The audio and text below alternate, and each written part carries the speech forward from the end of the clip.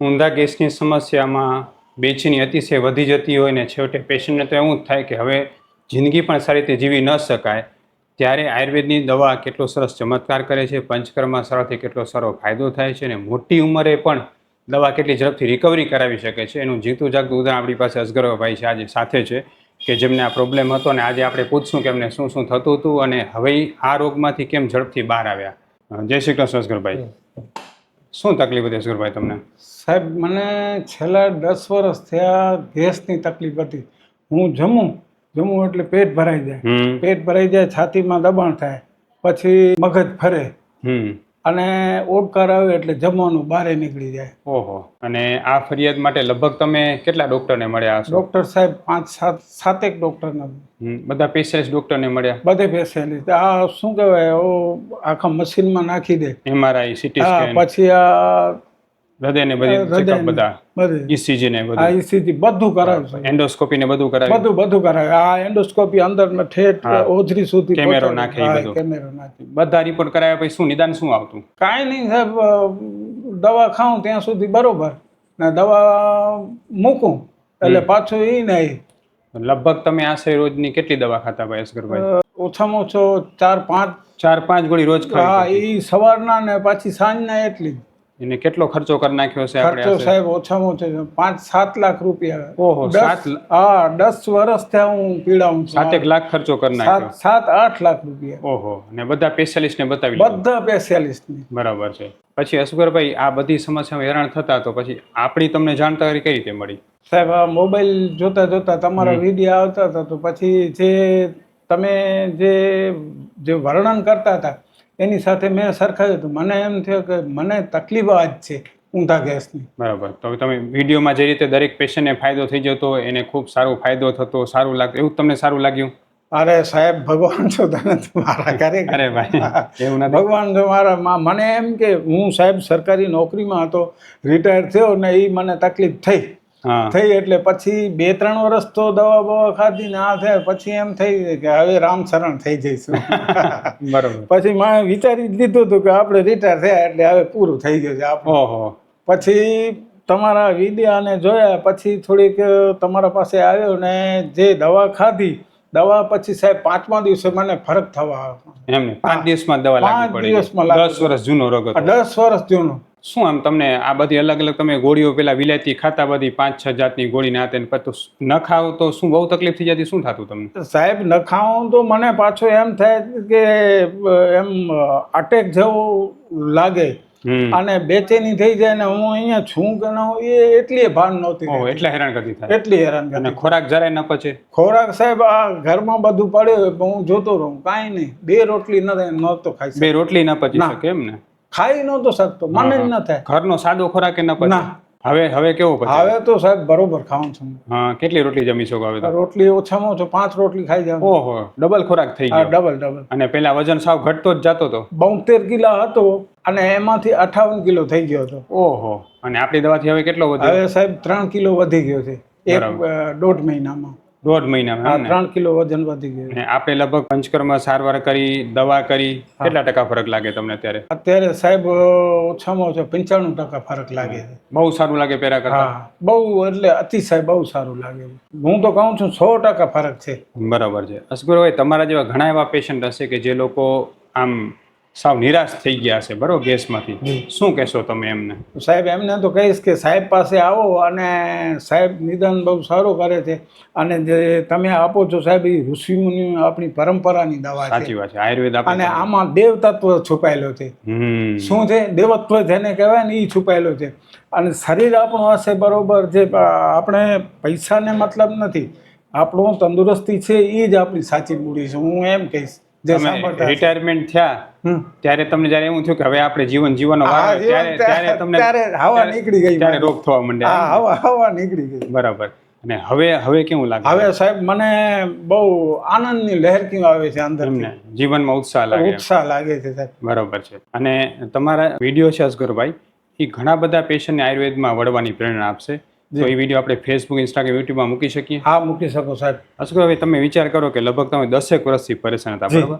5-7 લાખનો ખર્ચો કરી નાખ્યો, 5-7 ડોક્ટર બદલ્યા, જી એન્ડોસ્કોપી, સીટી સ્કેન, બધું કરાવ્યું, બરોબર. હા. રોજની 5-10 ગોળી ખાવી પડતી. આપણી દવા જેટલો ફાયદો ત્યારે કોઈ એટલો ફાયદો થયો ક્યાંય નથી થયો સાહેબ. એટલું ઝડપથી કોઈ દવા લાગુ પડી તમને? ના સાહેબ. હવે પાચન કેટલું સુધર્યું એ કહો. હવે 100% પાચન સુધર્યું. કહું છું ને 2 રોટલી ખાઈ નહોતો શકતો, એની 5 રોટલી ખાઉં છું, દાળ ભાત ખાઉં છું, પછી બીજો નાસ્તો હળવો કરું છું. પેલા તો એવું થતું ને કે બટેકા કે ગુવાર કે કઈ ખાતો હતો તો અતિ તકલીફ થઈ જતી હશે ને? આથી એટલે મને આમ જોઉં તોય મને તોય ગેસ થઈ જાય. જોઉં તોય ગેસ થઈ જાય. હવે બધું જમી શકો છો. હા, બસ સાહેબ. તમે ભગવાન છો અમારા. ના ના ભાઈ, એવું નથી. હવે અસ્કરભાઈ, આ મને કહો કે તમે અલગ અલગ ડોક્ટરને બતાવતા, નિદાન કરાવતા, હેરાન થતા આટલા 10 વર્ષ, તમને શું કેવું લાગતું એમ? તો સાહેબ મને કાંઈ સૂચતો નહોતું, કોઈ લાઈન દોરી વાળો જ નહીં. હવે હું જાઉં તો દવા લખી નાખે ને સાહેબ. હવે ડોક્ટરનું કામ છે દવા લખવાનું, મારું કામ છે ખાવાનું.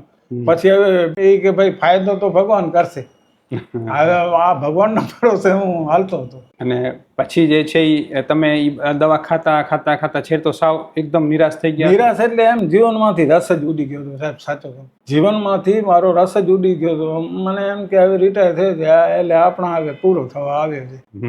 અને હવે તો સાહેબ બસ ખેંચી જાશું ને? આ એ તો હવે ભગવાનની મરજી, પણ અત્યારે મને આનંદ આવે છે જીવન જીવવાનો. પેલા બહુ હેરાન કરતી થઈ ગઈ? હેરાન એટલે પૂરું થઈ ગયું હતું મારું. બરાબર. પેલા તો નીંદર ના આવતી ને જરાય? ના, નીંદર સાહેબ 5:30 વાગે પરોઢ ના આવે.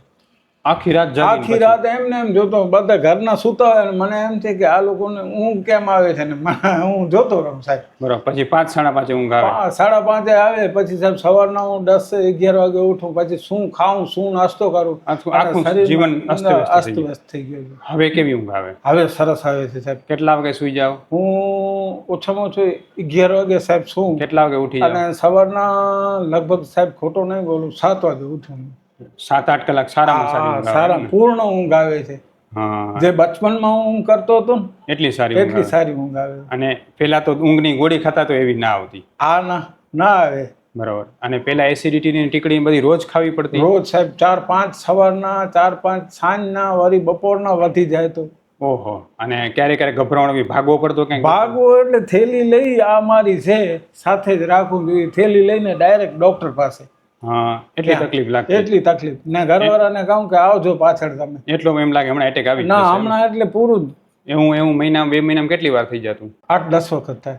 ઓહ, મહિનામાં 8-10? હા, મહિનામાં 8-10 વખત થાય. તમે અવારનવાર હોસ્પિટલના ચક્કર જ ખાતા રાખો? હોસ્પિટલના ચક્કર જ ખાતા રાખો. ડોક્ટર તમને શું કહેતા? ડોક્ટર શું, પછી ડોક્ટરે કંટાળી જાય કે યાર હું તમને દવા લખી આપું, બીજું શું કરવું. પણ તોય ફેર ન પડતો? ના, ફેર નહીં. પછી ડોક્ટર તમને એમ કહેતા કે તમને માનસિક થઈ ગયું, વિચારવાય થયું, કહેતા કઈ? હા, એ કે હવે વિચારવાયું છે ને તમે માનસિકના ડોક્ટરને બતાડો ને. બરાબર. છેલ્લે તો સાહેબ 6,000 રૂપિયા ત્યાં આખો શરીર બોડીનું ચેકઅપના 6,000 રૂપિયા મેં ખર્ચ્યા, તો કાંઈ ના આવ્યો અંદર. અને ફાયદો કાંઈ ન થયો? ફાયદો નહીં ને કાંઈ આવ્યો નહીં, કે તમને છે જ નહીં, કાંઈ તમે માનસિક ડોક્ટરને બતાવો. હવે ખરેખર જે અસ્કરભાઈ જે કહે છે, ખરેખર કોઈ પણ પ્રકારના રોગમાં આયુર્વેદમાં સ્પષ્ટ કહ્યું કે ઉદાવર્ત નામનો આ રોગ છે. અને એમાં લોકોને માનસિક ટેન્શન જેવું લાગે, વિચારવાયા જેવું લાગે, પણ મુખ્ય ફરિયાદ હોય ઊંધો ગેસ ચડતો હોય. અને ઊંધા ગેસની એકમાત્ર આપણી પાસે સારવાર છે આયુર્વેદિક બસ્તીકર્મ ચિકિત્સા અને સાથે સાથે પંચકર્મ. એનાથી આમાં ફાયદો થતો હોય છે ને એટલે સારો ફાયદો અનુભવાય છે. કોઈ પણ પ્રકારના પેશન્ટને જો આ પ્રકારની ફરિયાદ હોય તો એ માનસિક રોગો પાસે જવા કરતાં આયુર્વેદની સારવાર એટલે આયુર્વેદથી જ આમાં ફાયદો થાય છે. તમે શું કહેશો અસ્કરભાઈ, કેવો ફાયદો થાય આયુર્વેદથી? 100% સાહેબ. અને પંચકર્મથી કેવો ફાયદો થયો? 100%.